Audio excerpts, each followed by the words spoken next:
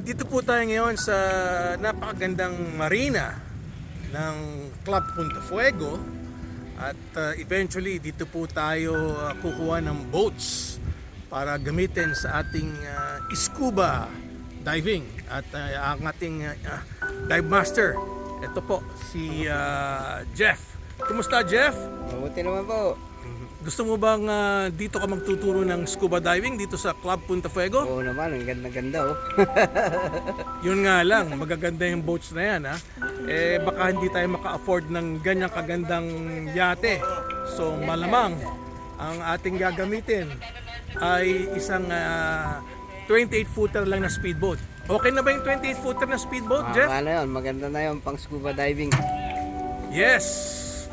Dito po tayo magtuturo sa Club Punta Fuego ng inyong 4 water open dives. 4 lang. Certified ka na. Ano pangalan ng school mo, Jeff? School? Salum. Salum. Scuba lessons. Yes, huwag po niyo kakalimutan. Salum Scuba Lessons.